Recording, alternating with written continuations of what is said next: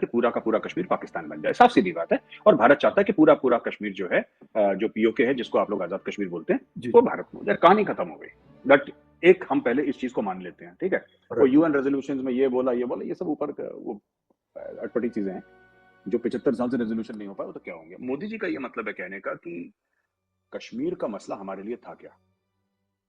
कश्मीर के मसले के दो तीन फेसेट्स हैं इंडिया के लिए। पहला जी फेसेट टेररिज्म का है। जी दूसरा फेसेट, या आप पहला ले लीजिए, टेरिटरी का है जो पाकिस्तान के पास है। दूसरा फेसेट टेररिज्म का है। और तीसरा फेसेट जो है वहां पे लैक ऑफ डेवलपमेंट और पॉलिटिकल इंस्टेबिलिटी का है। जी और चौथा फेसेट आप ये कह सकते हैं कि वहां पे जो लोग थे उनको उनके हकूक नहीं मिले। जो पहाड़ी थे, जो डोगरा थे, वहां पे दलित थे, वहां पे बौद्ध थे, वहां पे गोरखे थे, वहां पे डोगरा, कई सारी कम्युनिटीज हैं जिनको अपना हक नहीं मिला उनका। तो ऐसे 3 4 5 फैक्टर्स हैं कश्मीर की समस्या के। छोड़ के पीओके वाला मोदी जी ने सारा का सारा सॉर्ट आउट कर दिया।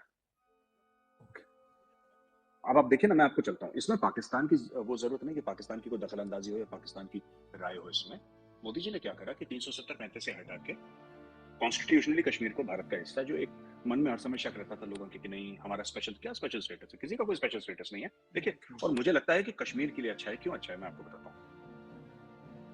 ये कैसा स्पेशल स्टेटस है जो कश्मीरी को उसका हक नहीं दे पाया। उसके यहाँ खून खराबा हो रहा है, ठीक है। उसके बच्चे को तालीम नहीं, उसकी सड़क नहीं, उसको उसकी सेहत का ख्याल नहीं। तो ये जो 370-35 था फकर साहब, ये दो तीन फैमिलीज ने, दो तीन खानदानों ने, जैसे कि मतलब मुफ्ती खानदान है एक, जी अब मैं आपको बताता हूँ, या फिर अब्दुल्ला खानदान है। ये लोग बहुत पावरफुल फैमिलीज हैं कश्मीर की।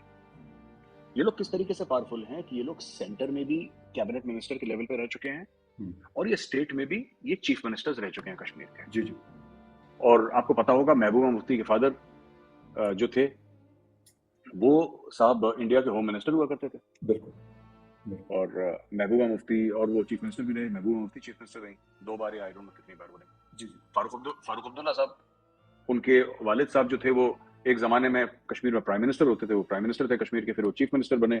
फिर फारूक अब्दुल्ला साहब, उनके बेटे, वो बने चीफ मिनिस्टर। फिर फारूक बिल्कुल अब्दुल्ला साहब के बेटे उमर अब्दुल्ला, वो बने। फारूक अब्दुल्ला साहब दिल्ली में कैबिनेट में भी थे, कैबिनेट जी मिनिस्टर वो बने। तो ये सब इनका रहा है एक पूरा कंट्रोल। ये कंट्रोल कैसे रहा, अगर आपकी इजाजत हो तो 2 मिनट लेके मैं जी बता प्लीज दूं। सर प्लीज प्लीज हर समय कश्मीरी आवाम को बोलना कि तुम अलग हो, तुम स्पेशल हो, तुम्हारा भारत से कोई लेना देना नहीं है। जी आपने गिलानी का नाम सुना होगा, सैयद अली शाह गिलानी, जी बिल्कुल बिल्कुल हुर्रियत के जो थे। जी जी तो गिलानी भारत को गाली देता था, चले गिलानी की मर्जी। गिलानी ने बोला कि कश्मीर बनेगा पाकिस्तान, गिलानी की मर्जी, चलो। गिलानी 60,000 रुपए की पेंशन भी लेता था इंडिया से। अब ये देखिए ना, ये क्या करते हैं लोग। ये आप जाके गूगल पे चेक करिए जो मैं कह रहा हूँ। जी ये सब लोग जो इंडिया के खिलाफ जिहाद कर रहे थे, इंडिया के खिलाफ जो इन्होंने साजिशें रची, इंडिया के खिलाफ काम करा, हजारों लोगों को मरवाया कश्मीर में जी अपने फायदे के लिए। इनके खुद के बेटे इंडियन गवर्नमेंट के लिए काम कर रहे थे, कश्मीर गवर्नमेंट से पैसा ले रहे थे, सैलरीज जी ले रहे थे। आपने सैयद सलाउद्दीन का नाम सुना है? सैयद सलाउद्दीन के 5 बेटे, जो यूनाइटेड जिहाद काउंसिल का चीफ है, हिजबुल मुजाहिदीन का चीफ है, जी बिल्कुल उसके उसके 5 बेटे government of Jammu and Kashmir के लिए काम करते थे, 4 या 5 बेटे गालिबन। राइट ये सब पेंशन भी लेते थे, ये पैसा भी लेते थे, तनख्वाहें भी लेते थे। ऐसे थोड़ा ना होता है। आपको भारत से नफरत है, फिर आप दुश्मनी की तरह निभाइए, ठीक है ना। ये मेरी बात आप समझ पा रहे होंगे, आप पछतू ना कि दुश्मनी निभाओ तो ढंग से निभाओ, और यारी निभाओ तो ढंग से निभाओ। एग्जैक्टली ये आधा आधा अधूरा काम मत करो। ये चोरी वाला काम मत करो कि भारत के खिलाफ भी बोलना है लेकिन भारत से हम पेंशन भी ले लेंगे। नहीं, ये सब नहीं। आप दुश्मनी करो तो इज्जत से करो, फिर पूरी करो, शराफत से दुश्मनी करो। तो ये सब चीजें थी। तो एक पूरी एक कौम को गुमराह करा और उनको बोला कि तुम जिहाद के रास्ते। बड़े पीसफुल लोग हैं वैसे कश्मीरी ना, ज्यादातर जो 99% जो वो अपने वो खुश रहने वाले लोग हैं, उनके दिमाग में जहर भर दिया। उनको जिहाद ये होगा, ऐसा होगा, ऐसा होगा। अच्छा, अभी भी आप किसी कश्मीरी से पूछिए कि अगर तुम्हें आजादी चाहिए तो क्यों चाहिए, उसके बाद होगा क्या, he does not have an answer. बस उसको बोल दिया कि फिट कर दिया उसके दिमाग में तुम्हें चाहिए, अब वो रिपीट ऑटो मोड में प्ले करता है कि तुम्हें चाहिए। तो ये जो मोदी जी ने बात बोली थी, मोदी जी ने ये सब चीजें खत्म कर दी वहां पे, बिल्कुल खत्म कर दी वहां पे टेररिज्म। अब वहां पे जो होता है वो लोन वुल्फ अटैक हो रहे हैं कश्मीर में। कोई पुलिस वाला पुलिस वाला नमाज पढ़ने गया, उसके पीठ पे गोली मार दी, उसके बच्चे को मार दिया, किसी कश्मीरी हिंदू को मार दिया, कश्मीरी पंडितों को अकेले अकेले ऐसे अकेला देख के मार दिया। पर जब हम कहते हैं कि टेररिज्म कम हो गई, हमारा ये मतलब है हम टेरर अटैक कम हो गए नहीं है।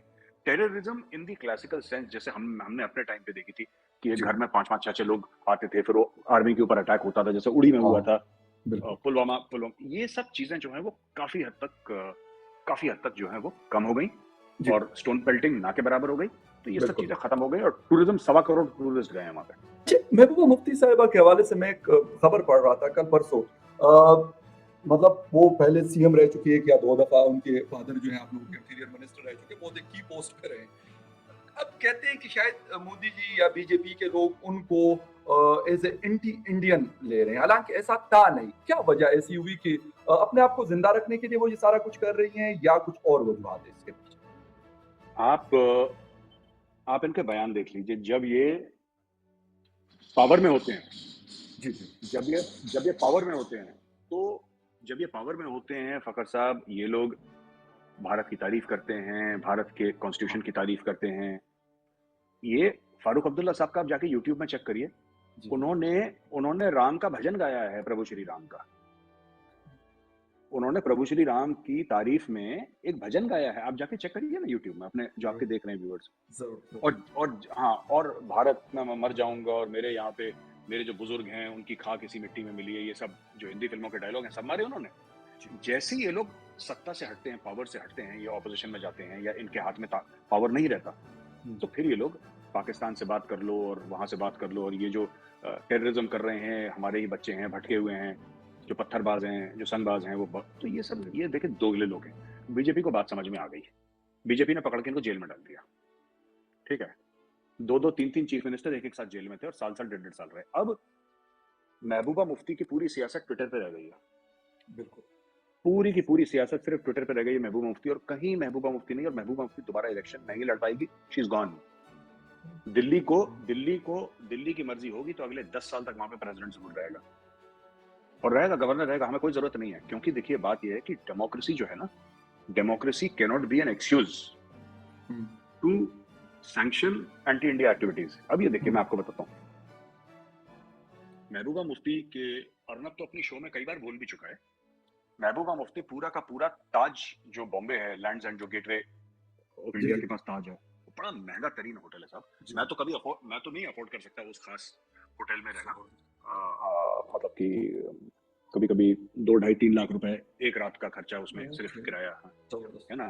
तो वहाँ पे एक हफ्ते रहना और पूरे फ्लोर को ले लेना, एक कमरा नहीं, मैं पूरे फ्लोर की बात कर रहा हूँ, और वहां पे इनकी आ रही हैं। और ये बेसिकली क्या है कि ये महबूबा मुफ्ती है, इंडिया की नवाज शरीफ है ये। हाँ, मैं आपको बताता हूँ, क्योंकि जो पाकिस्तानी भाई बहन सुन रहे हैं, हमारे जो पाकिस्तानी ब्रदर्स एंड सिस्टर्स सुन रहे हैं, उनको नहीं समझ में आ रहा है। और ये जो फारूक अब्दुल्ला है, ये इंडिया का आसिफ अली जरदारी है। जैसे आसिफ अली जरदारी का काम करता है ना, तिगड़वी दिमाग है इसका, बड़ा तिगड़वी दिमाग है ये। बट एक मैं बात आपको कहता हूँ कि Omar Abdullah is a very sharp man. Okay, हाँ, he is a very intelligent. उनके जो भी व्यूज हों, और उमर अब्दुल्ला थोड़े से सबड्यूड हैं, आई थिंक थोड़े से मोर वेल बैलेंस्ड हैं as compared to his father. वालिद साहब से अपने काफी ज्यादा वो मैच्योर भी हैं इस मामले में, और मेरा उमर अब्दुल्ला से कोई ज्यादा ऐसा कोई वो नहीं है। मैं कभी मिला ही नहीं लोगों से, आपसे तीनों से नहीं मिला कभी, लेकिन मुझे ऐसा लगता है कि उमर अब्दुल्ला थोड़ा सा लगता है कि उसमें वो बात है, थोड़ी सी समझदार आदमी है। हाँ, देखिए उनकी पॉलिटिक्स कुछ भी